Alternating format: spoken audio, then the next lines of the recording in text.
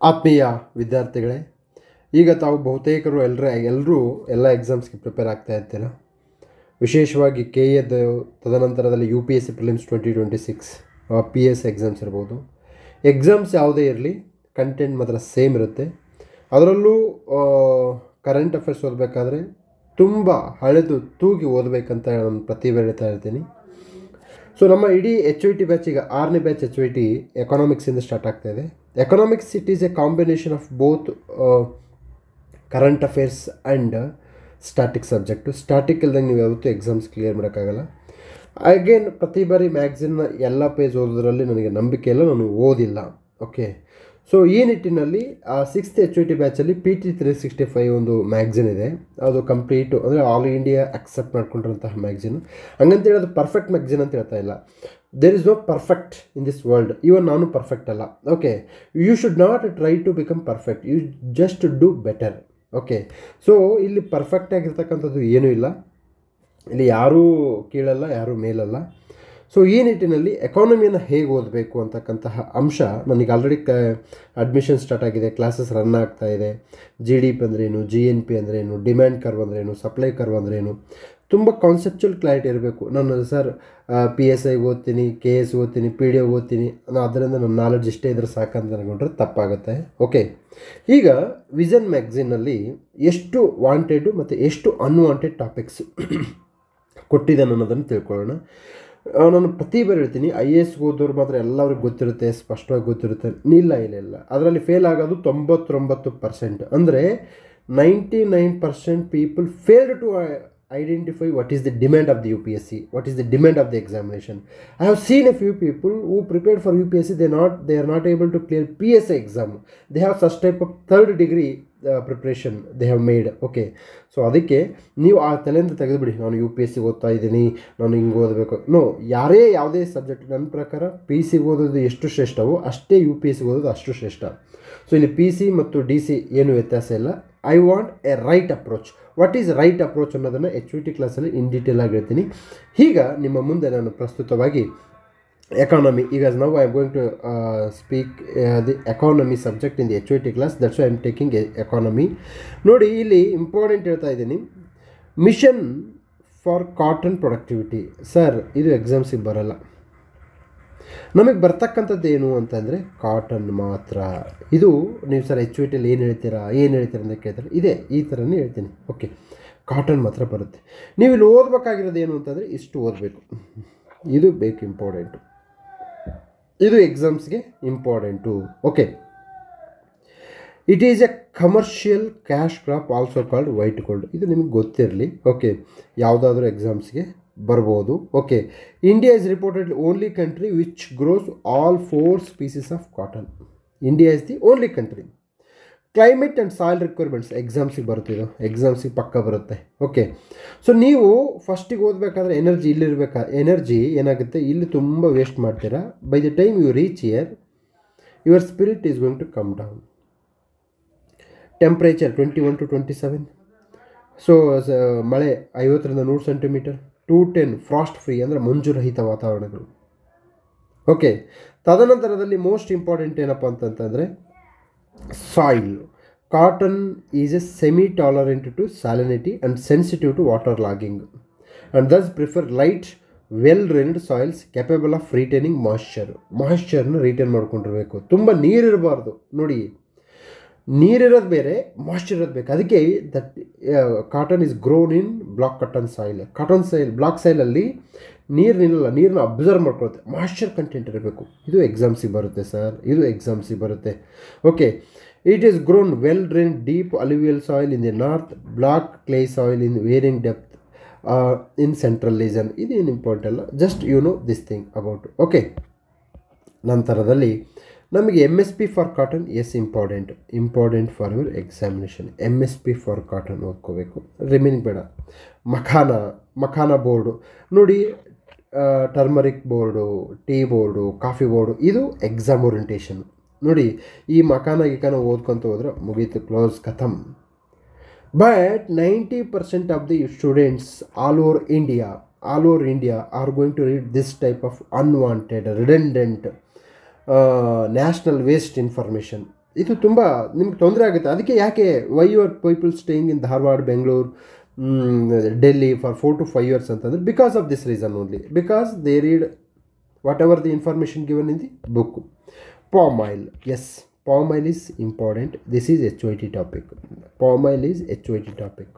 Okay, ನೋಡಿ, palm ಆಯಿಲಿಗೆ ಸಂಬಂಧಪಟ್ಟ ಹಾಗೆ ನಾನು ಹೇಳ್ತೀನಿ, ಇಲ್ಲಿ ಮೋಸ್ಟ್ ಇಂಪಾರ್ಟೆಂಟು ನಮಗೆ the palm oil share of India's total edible oil imports fell down below 30% for the first time over in a decade. It's a good. So palm ಆಯಿಲ್ನ Indonesian, Malaysian ನಾವು ಜಾಸ್ತಿ ತರಿಸ್ಕೊಳ್ತೀವಿ. Suitable conditions, climate conditions of palm oil ಇದು ನೋಡ್ಕೊಳ್ಳಿ.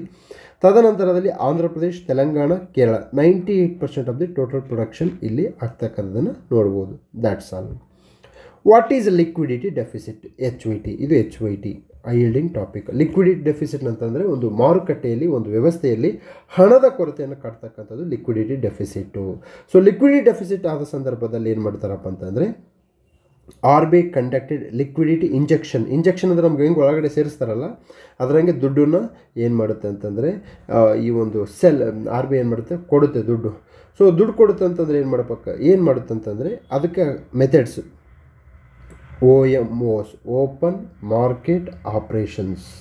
Okay, open market ಆಪ್ರೇಷನ್ಸಲ್ಲಿ ಏನು ಮಾಡುತ್ತಪ್ಪ ಅಂತಂದರೆ ಜನರ ಹತ್ರ ಆ ಒಂದು ಸರ್ಟಿಫಿಕೇಟ್ಸ್ ತೊಗೊಂಡು ಇದು ದುಡ್ಡನ್ನು ಇಂಜೆಕ್ಟ್ ಮಾಡ್ತೀವಿ. ದುಡ್ಡು ಏನಕ್ಕೆ ಬೇಕಪ್ಪ ತಮ್ಮ ಅಂತಂತಂದರೆ, if you don't have any capital, the market, the economy will never and ever grow.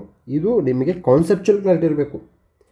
Okay, ಇಲ್ಲಿ ನೀವು ನೆನ್ಪಿಟ್ಕೊಳ್ಳೋ ಅವಶ್ಯಕತೆ ಇಲ್ಲ. ಇದು ಎಕ್ಸಾಮ್ಸ್ಗೆ ಇಂಪಾರ್ಟೆಂಟ್. ಲಿಕ್ವಿಡಿಟಿ ಡೆಫಿಸಿಟ್ಸು. ಓಕೆ, ಸೊ ತದನಂತರದಲ್ಲಿ ಇಲ್ಲಿ ಓಪನ್ ಮಾರ್ಕೆಟ್ ಆಪ್ರೇಷನ್ಸ್ ಅಂತಂದರೆ ಏನು, ತದನಂತರದಲ್ಲಿ ಡಾಲರ್ ಮತ್ತು ಇಂಡಿಯನ್ ರುಪೀ ಸ್ವ್ಯಾಪ್ ಅಂತಂದರೆ ಏನು ಅನ್ನೋದ್ರ ಬಗ್ಗೆ ಕ್ಲಾರಿಟಿ ಇದ್ದರೆ then liquidity deficit is over.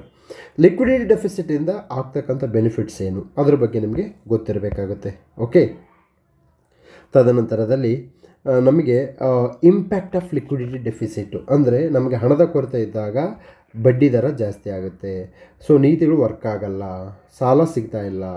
So ಮಾರುಕಟ್ಟೆಯಲ್ಲಿ ಚಂಚಲತೆ, ಶೇರ್ ಮಾರ್ಕೆಟ್ ಬಿದ್ದೋಗುತ್ತೆ, IPOಗಳ ರೇಟ್ ಬರಲ್ಲ, IPOಗಳನ್ನು ಕೊಂಡ್ಕೊಳ್ಳಲ್ಲ, ರುಪಿ ಡೆಪ್ರಿಸಿಯೇಷನ್ ಆಗುತ್ತೆ.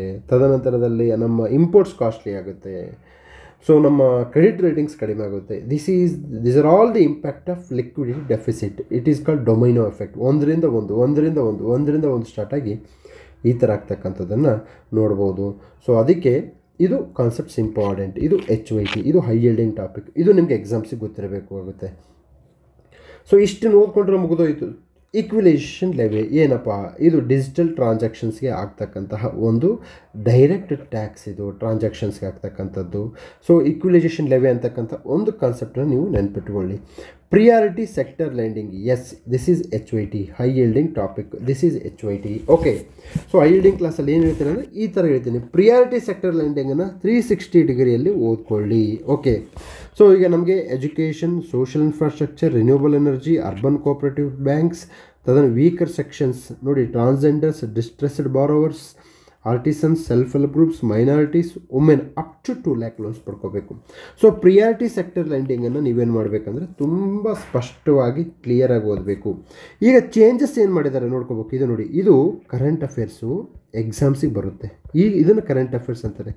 This is called current affairs. Okay, ನೋಡಿ, ಈಗ NBFC, HFC on lending now under PSL, priority sector ಲೆಂಡಿಂಗಲ್ಲಿ ಬರ್ತವೆ.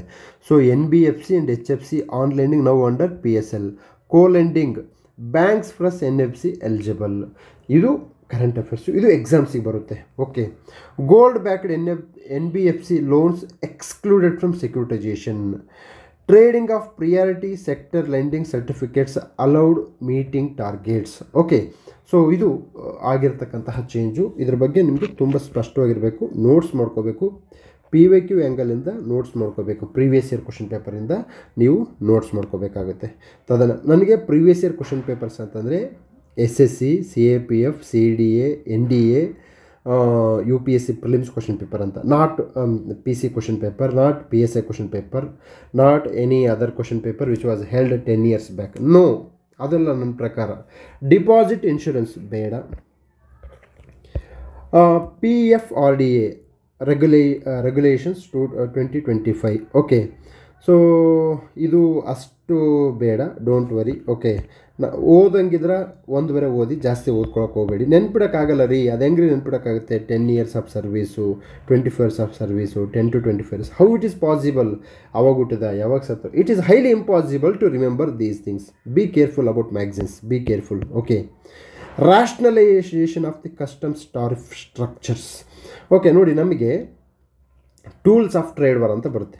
Tariff, non tariff barriers, import quotas, currency manipulation. ಅಂದರೆ ಒಂದು ವಿದೇಶದಿಂದ ಬರ್ತಕ್ಕಂತಹ ವಸ್ತುವನ್ನು ನಾವು ತಡೆ ಹಿಡಿಯೋಕ್ಕೆ ಏನೇನು ಕ್ರಮ ಅದಾವೆ? ಟಾರಿಫನ್ನು ಜಾಸ್ತಿ ಮಾಡ್ಬೋದು, ತದನಂತರದಲ್ಲಿ ಕೋಟಾ, ಅಂದರೆ ಇಷ್ಟೇ ನಾನು ಟನ್ಗಳನ್ನು ನಿಮ್ಮ ಪ್ರಾಡಕ್ಟ್ನ ತೆಗೆದುಕೊಳ್ತೀನಿ, ಅದು ಕೋಟಾ ಸಿಸ್ಟಮ್ ಮಾಡ್ಬೋದು. ಕರೆನ್ಸಿ ಮ್ಯಾನಿಪುಲೇಷನ್ ಮಾಡ್ಬೋದು.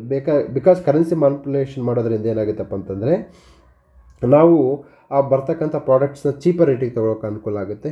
ಸೊ ಹೀಗೆ these are the tools of trade wars. ಇದರ ಇಂಪ್ಯಾಕ್ಟ್ ಏನು, ಹೇಗಾಗುತ್ತೆ ಅನ್ನೋದ್ರ ಬಗ್ಗೆ ನೀವು ಸ್ವಲ್ಪ ಚೆನ್ನಾಗಿ ಓದ್ಕೊಂಡಾಗ then things are going to comes in your way.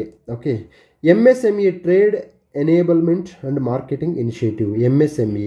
Okay, so ಇಲ್ಲಿ ನಮಗೆ ಬೇಕಾಗಿರೋದು ಏನಪ್ಪ ಅಂತಂದರೆ MSMEs ಬಗ್ಗೆ ನೋಡ್ಕೊಳ್ಳಿ, MSMEs ಬಗ್ಗೆ ಮಾತ್ರ ನೋಡ್ಕೊಳ್ಳಿ. ರಿಮೈನಿಂಗ್ ಬೇಡ. ಓಕೆ, ತದನಂತರದಲ್ಲಿ major and minor minerals. Yes, this is HYT. So major minerals ಯಾವುವು, ಮೈನರ್ ಮಿನರಲ್ಸ್ ಯಾವುವು? ಇತ್ತೀಚೆಗೆ ಚೇಂಜ್ ಆಗಿರೋದು, ರೀಕ್ಲಾಸಿಫಿಕೇಷನ್ ಆಗಿದೆಯಲ್ಲ ಸರ್. ಕರೆಂಟ್ ಅಫೇರ್ಸ್ ಓದಬೇಕಾ ಬೇಡ ಅಂದರೆ ಎಸ್, ಓದಬೇಕು. ರೀಕ್ಲಾಸಿಫಿಕೇಷನ್ ಓಕೆ ಯಾವಾಗಿದ್ದಾವೆ? Okay, the ministry of mines has reclassified barytes, feldspar, mica and quartz from minor minerals to major minerals. ಇದು ನೋಡ್ಕೊಳ್ಳಿ, minor minerals to major minerals. ಯಾವ ಆ್ಯಕ್ಟ್ಗಳು ಎಲ್ಲ ಇದು ಕಂಡುಬರುತ್ತೆ, ಇದು ಯಾವ ಆ್ಯಕ್ಟಲ್ಲಿ ಕಂಡುಬರುತ್ತೆ? ಮೈನರ್ ಆ್ಯಂಡ್ ಮೇಜರ್ ಮಿನರಲ್ಸ್ನ ಕೊಟ್ಟಿದ್ದಾರೆ. ಓಕೆ, ತದನಂತರದಲ್ಲಿ ಡಿಸ್ಟ್ರಿಕ್ಟ್ ಮಿನರಲ್ ಫೌಂಡೇಶನ್. ಓಕೆ, ಈ DMF funds. Okay, DMF funds ಬಗ್ಗೆ ನೋಡ್ಕೊಳ್ಳಿ. ಸೊ ಇದು DMF also given responsible to implement Pradhanmantri Khanij Kshetra Kalyan Yojana, ಒಂದು ಬರೀ ನೋಡ್ಕೊಳ್ಳಿ. ಸೊ ದಿಸ್ DMF ಫಂಡ್ ಇದೆಯಲ್ಲ, DMF ಫಂಡು, ಸೊ ಇದು ಇಟ್ ಸ್ಪೀಕ್ಸ್ ಅಬೌಟ್ ಮೈನಾರಿಟಿ, ಇದಾವುದು vulnerable sections. So any schemes it speaks about vulnerables, those schemes are very important for your examination. So ಇದು current affairs ಅಂತಾರೆ, DMF ಅಂತಾರೆ. Major minerals, minor minerals classification ಅಂತಾರಲ್ಲ, this is how it is going to come into your examination. So ಇದನ್ನು ಇಂಥ current ಅಫೇರ್ಸ್ನ ಓದಬೇಕು. National waterways regulation 2025. National waterways always important. Okay, ಇದು ಎಕ್ಸಾಮ್ಸ್ಗೆ ಭಾಳ ಬೇರೆ ಬರುತ್ತೆ. You should take care about these things. So ಇದನ್ನು ಡಯಾಗ್ರಾಮ್ ಹಾಕಿ ನೀವು ಹೋಮ್ವರ್ಕ್ ಮಾಡಬೇಕು. ಹೋಮ್ವರ್ಕನ್ನು ನಮ್ಮ ಇಡೀ HYTಯಲ್ಲಿ that is the concept we built. Okay, ಹೋಮ್ವರ್ಕನ್ನು ಮಾಡಬೇಕ್ರಿ, ನೀವು ಮ್ಯಾಪ್ ಹಾಕಬೇಕು, ಬರೀಬೇಕು. ಬರ್ದಾಗೆ ಅದು that is going to help you in the exams. ಸುಮ್ಮನೆ ಓದ್ಕೊಂತ ಉದ್ದಕ್ಕೆ ಓದು ಅಂದರೆ ಹೆಲ್ಪ್ ಆಗಲ್ಲ. So you should take care about total 6 national ways. Okay, ಎಲ್ಲವೂ ಓದಿ ಅಂತ ಹೇಳ್ತಾ ಇಲ್ಲ, 6 ನ್ಯಾಷನಲ್ ವಾಟರ್ ವೇಸ್ ಇದಾವಲ್ಲ, ಇವು ಭಾಳ ಇದ್ದಾವೆ, ಬಟ್ ಅವನ್ನೆಲ್ಲ ಓದೋ ಅವಶ್ಯಕತೆ ಇಲ್ಲ. ನ್ಯಾಷನಲ್ ವಾಟರ್ ವೇಸ್ 6ಗಳ ಬಗ್ಗೆ ನೆನ್ಪಿಡಿ, ಇದು ಎಕ್ಸಾಮ್ಸ್ ಇಂಪಾರ್ಟೆಂಟು HYT. ನೋಡಿ, ಡ್ಯಾಮ್ ಶೋರ್ ನಾನು ಹೇಳ್ತೀನಿ, ನೀವೆಲ್ಲ ಸುಮ್ಮನೆ ಈಗ ಯೂಟ್ಯೂಬಲ್ಲಿ ನೋಡ್ಕೊಂಡು ಹೋಗ್ತಿರಲ್ಲ, ಭಾಳ ಜನ ವರ್ಕ್ ಮಾಡಲ್ಲ. But definitely our HYT students will do homework, will do map work and they will send that homework to us. ಮಾಡಿದ್ದೀನಿ ಸರ್ ಅಂದರೆ ಕೇಳಲ್ಲ, ನಾನು ಮಾಡಿರೋದನ್ನು ವರ್ಕನ್ನು ಕಳಿಸಿರ್ಬೇಕು ನಮಗೆ. Okay, then only I believe that you have done a work. Okay, so ಈ ಥರ work ಮಾಡಿ, ನೀವು ಯಾಕೆ ಆಗಲ್ಲ ಅಂತ ನಾನು ಐ ವಿಲ್ ಚೆಕ್. ಇದು ಎಕ್ಸಾಮ್ಸ್ ಇಂಪಾರ್ಟೆಂಟು, ಇದು HYT, ಇದು ಎಕ್ಸಾಮ್ಸ್ ಇಂಪಾರ್ಟೆಂಟು, ಇದು HYT. Urban challenge fund, just it is a 2-line information. Budget 2025-26 announced the creation of Urban Challenge Fund. ಏನಪ್ಪ Urban Challenge Fund of rupees 1 lakh crore aims to encourage states to think innovatively towards attaining sustainable urbanisation and redeveloping goals in existing cities. So ಇದು ನಗರೀಕರಣಕ್ಕೆ ಸಂಬಂಧಪಟ್ಟಿದ್ದು. So ಅರ್ಬನೈಸೇಷನಲ್ಲಿ as per 2011 census ಪ್ರಕಾರ ಎಷ್ಟು mega cities ಇದ್ದಾವೆ, ಎಷ್ಟು metropolitan cities ಇದ್ದಾವೆ, what is the meaning of urbanisation, ಎಷ್ಟು % ಜನ ನಾನ್ ಅಗ್ರಿಕಲ್ಚರ್ ವರ್ಕ್ ಮಾಡಿರಬೇಕು, ಎಷ್ಟು ಪಾಪ್ಯುಲೇಷನ್ ಡೆನ್ಸಿಟಿ ಇರಬೇಕು. ಸೊ ಇವುಗಳ ಬಗ್ಗೆ ಏನಾಗಿದೆಯಪ್ಪ ಅಂತಂದರೆ 2011ರಲ್ಲಿ ಒಂದು ಕ್ರೈಟೀರಿಯಾಸ್ ಮಾಡಿದ್ದಾರೆ. Same criteria is going to be used for the next census. Okay, ಇದನ್ನು ಇಲ್ಲಿ ಕೊಟ್ಟಿದ್ದಾರೆ. ಮಿನಿಮಮ್ 5,000 ಪರ್ಸನ್ಸು ಪಾಪ್ಯುಲೇಷನ್ನು, 75% ಜಾಸ್ತಿ ಜನ ಇದಿರಬೇಕು, ಏನು ನಾನ್ ಅಗ್ರಿಕಲ್ಚರ್ ವರ್ಕ್ ಇರಬೇಕು, 400% ಸ್ಕ್ವೇರ್ ಕಿಲೋಮೀಟ್ರಲ್ಲಿ ಇರಬೇಕಾಗುತ್ತೆ. Okay, urban population increased from 27.7% to the 31.1%. Urban planning is a state subject as per 12th schedule of the Constitution. You should take care about this. Other key initiatives announced in budget, ಇದು ಬೇಡ. Green credit score ಒಂದು ಬರ ನೋಡ್ಕೊಳ್ಳಿ, but ಜಾಸ್ತಿ ಬಿಡಿ, ಇದನ್ನು ಬಿಟ್ಬಿಡಿ. Okay, other key developments, ಈ ನಾಮ್ ಯಾವ ಮಿನಿಸ್ಟ್ರಿನ ಇಂಪ್ಲಿಮೆಂಟ್ ಮಾಡುತ್ತೆ. ಟೊಬ್ಯಾಕೋ ಯಾವ ರಾಜ್ಯ, ಗುಜರಾತ್, ಆಂಧ್ರ ಪ್ರದೇಶ ಜಾಸ್ತಿ ಬೀಳ್ತವೆ. ಟೊಬ್ಯಾಕೋ ಬೋರ್ಡ್ ಎಲ್ಲಿದೆ, ಅದರ ಟೆಂಪ್ರೇಚರ್, ಫೇವರಬಲ್ ಕಂಡೀಷನ್ಸನ್ನು ಒಂದರ ನೋಡ್ಕೊಳ್ಳಿ. ಗುಮ್ ಅರಾಬಿಕ್, ಗುಮ್ ಬರಲ್ಲ, ಎಕ್ಸಾಮ್ಸಿಗೆ ಬರಲ್ಲ. Sir this is you have to read magazine, even book also. Okay, ತದನಂತರದಲ್ಲಿ new harmonised system codes for GI tagged rice, ಬೇಡ. ಓಕೆ, ತದನಂತರದಲ್ಲಿ ಡಿಜಿಟಲ್ ಪೇಮೆಂಟ್ ಇಂಡೆಕ್ಸ್, ಇದು RBI ರಿಲೀಸ್ ಮಾಡ್ತಾರೆ. ಡಿಜಿಟಲ್ ಪೇಮೆಂಟ್ ಇಂಡೆಕ್ಸ್ಗೆ ಸಂಬಂಧಪಟ್ಟ ಹಾಗೆ ಯೂನಿಫೈಡ್ ಪೇಮೆಂಟ್ ಇಂಟರ್ಫೇಸ್ UPI ಒಂದು ಬರುತ್ತೆ, ಎಕ್ಸಾಮ್ಸ್ಗೆ ಭಾಳ ಇಂಪಾರ್ಟೆಂಟು. ಸೊ ಇದರ ಇಂಡಿಕೇಟರ್ಸ್ ಅವೆಲ್ಲ ಕೇಳಲ್ಲ. ಸಾವರಿನ್ ಗ್ರೀನ್ ಬಾಂಡ್ಸ್, ಎಸ್ ಇದು HYT. ಸಾವರಿನ್ ಗ್ರೀನ್ ಬಾಂಡ್ಸ್ ಯಾರು ರಿಲೀಸ್ ಮಾಡ್ತಾರಪ್ಪ, ಯೂನಿಯನ್ ಗೌರ್ಮೆಂಟ್ ಮಾಡ್ತಾರೆ. ಯಾವುದಕ್ಕೆ ಇದು ಗ್ರೀನ್ ಬಾಂಡ್ಸ್ ಅಪ್ಪ ಅಂತಂದರೆ ಎನ್ವೈರ್ಮೆಂಟ್ ರಿಲೇಟೆಡ್ ಪ್ರಾಜೆಕ್ಟ್ಸ್ಗೆ ನಾವು ಫಂಡ್ ರೈಸ್ ಮಾಡಬೇಕಲ್ಲ, ಅದನ್ನು ಸಾವರಿನ್ ಗ್ರೀನ್ ಬಾಂಡ್ಸ್ ಅಂತಾರೆ. ಓಕೆ, ತದನಂತರದಲ್ಲಿ ಫೇಮಾ ಬೇಡ. Stagflation is important. Algorithmic trading ಬೇಡ. ಇನ್ಶೂರೆನ್ಸ್ ಬೇಡ. Gold price surges to all time high, ಬೇಡ. Okay, enhanced certificate of origin 2.0 system, ಬೇಡ. Initiatives to modernise India's maritime infrastructure, ಬೇಡ. ಸಾಗರಮಾಲಾ ಸ್ಟಾರ್ಟಪ್ ಇನ್ನೋವೇಟಿವ್ ಇನಿಷಿಯೇಟಿವ್, ಬೇಡ. ಸಮರ್ಥ ಒಂದು ಲೈನ್ ಓದ್ಕೊಳ್ಳಿ. Naksha is important. Ministry of rural development ಅಂತಂತಂದರೆ ದುರ್ಬಲ ವರ್ಗಗಳಿರ್ತಕ್ಕಂತಹ ಒಂದು ಇಲಾಖೆ ಅಥವಾ ಜನಾಂಗಗಳನ್ನು ಹೊಂದಿರತಕ್ಕಂತಹ ಒಂದು ಸಮುದಾಯ. ಸೊ ಇದು ನಕ್ಷಾ ಅಂತಕ್ಕಂಥದ್ದು ಏನಪ್ಪ ಅಂತಂದರೆ digital India land records modernization programme, yes ಇದು ಇಂಪಾರ್ಟೆಂಟು. ಓಕೆ, ತದನಂತರದಲ್ಲಿ ಮಹಾರತ್ನ ಸ್ಟೇಟಸ್, ಅಂದರೆ ಮಹಾರತ್ನ ಸ್ಟೇಟಸ್ ಇರ್ತಕ್ಕಂಥ ಕಂಡೀಷನ್ಸ್ 1, 2, 3 ಇದನ್ನು ನೋಡ್ಕೊಳ್ಳಿ. ಯಾವುದೋ ನೋಡ್ಕೊಳ್ಳಿ. ಮಹಾರತ್ನ, ಮಿನಿರತ್ನ, ನವರತ್ನ ಇರ್ತವೆ. ಮಿನಿರತ್ನ, ನವರತ್ನಗಳ ಬಗ್ಗೆ ತಲೆ ಕೆಡಿಸ್ಕೊಬೇಡಿ. ಮಹಾರತ್ನ ಮಾತ್ರ ಓದ್ಕೊಳ್ಳಿ. ಮಹಾರತ್ನ ಓದ್ಕೊಂಡ್ರೆ ರಿಮೈನಿಂಗ್ ಮಹಾರತ್ನದಲ್ಲಿ ಯಾವಿಲ್ವೋ ಅವು ಮಿನಿರತ್ನ ಅಥವಾ ನವರತ್ನ ಇರ್ಬೋದು, but you should take care about Maharatna. Okay, so Maharatna, Miniratna ಇವನ್ನೆಲ್ಲ ಓದ್ಕೊಳ್ಳೋಕ್ಕೆ you are not a god. Okay, ನೀವು ಮನುಷ್ಯರು. ಓಕೆ, ಸೊ ಈ ನಿಟ್ಟಿನಲ್ಲಿ you should take care about these things. ತದನಂತರದಲ್ಲಿ ಗ್ಲೋಬಲ್ ಕೆಪಾಸಿಟಿ ಸೆಂಟರ್ಸ್, ಒಂದು ಲೈನ್ ಇನ್ಫಾರ್ಮೇಷನ್, ಸ್ಟೇಟ್ ಎಕ್ಸಾಮ್ಸಿಗೆ ಬರುತ್ತೆ, UPSCಗೆ ಬರಲ್ಲ. ಪೊಟ್ಯಾಶ್ ನೋಡಿ, global geological survey of India survey have identified potash reserve, ಇನ್ನು ಐಡೆಂಟಿಫೈ ಮಾಡಿದ್ದಾರೆ. ಅದು ಯಾವಾಗ ಉತ್ಪಾದನೆ ಮಾಡಬೇಕು, ಯಾವಾಗ ಬಳಕೆ ಬರಬೇಕು, ಸೊ ಇಂಥವನ್ನೆಲ್ಲ ತಲೆ ಕೆಡಿಸ್ಕೋಬಾರ್ದು. ಓಕೆ, ತದನಂತರದಲ್ಲಿ ನಮಗೆ ಈಗ micro nutrients and major nutrients ಅಂತ ಬರುತ್ತೆ. NPK ನೈಟ್ರೋಜನ್, ಪೊಟ್ಯಾಶ್, ತದನಂತರದಲ್ಲಿ ಸಲ್ಫರು. ಓಕೆ, 4:2:1 ಫಾರ್ಮೆಟಲ್ಲಿ ಬರುತ್ತೆ. ಇದು ಎಕ್ಸಾಮ್ಸಿಗೆ ಭಾಳ ಇಂಪಾರ್ಟೆಂಟು. ತದನಂತರದಲ್ಲಿ ನ್ಯೂಟ್ರಿಯೆಂಟ್ ಬೇಸ್ಡ್ ಸಬ್ಸಿಡಿ ಅಂತ ಕಾನ್ಸೆಪ್ಟ್ ಭಾಳ ಇಂಪಾರ್ಟೆಂಟು.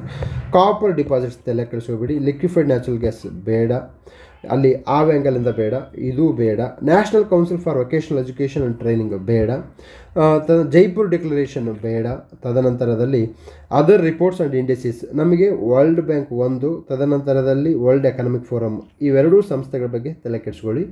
ತದನಂತರದಲ್ಲಿ ಇನ್ಯಾವ ಸಂಸ್ಥೆಗಳ ರಿಪೋರ್ಟ್ ಓದಬೇಕು ಅಂತಂದರೆ ಕಾಮೆಂಟ್ ಸೆಕ್ಷನಲ್ಲಿ ಮೆನ್ಷನ್ ಮಾಡಿ, ವಿ ವಿಲ್ ಟೆಲ್ ಯು ಯಾವ್ಯಾವ ಸಂಸ್ಥೆಗಳ ರಿಪೋರ್ಟ್ಸ್ಗಳನ್ನ ಓದಬೇಕಂತ ಹೇಳ್ತೀವಿ. Sir, you are a human being, how it is possible to remember all the reports? So highly difficult. ಸೂಚ್ಯಾಂಕಗಳು ಮತ್ತು ವರದಿಗಳ ಬಗ್ಗೆ ತುಂಬ ಹುಷಾರಾಗಿರಬೇಕು, ಇಲ್ಲ ಅಂದರೆ ಏನಾಗುತ್ತೆ, ನಿಮಗೆ ಸಮಯ ವ್ಯರ್ಥ ಆಗುತ್ತೆ. So this is all about environment. I have completed this in 18 minutes. So ನೀವು 1 hour ಅಥವಾ 2 hour ಮುಗಿಸ್ಬಿಡ್ಬೇಕಾಗುತ್ತೆ.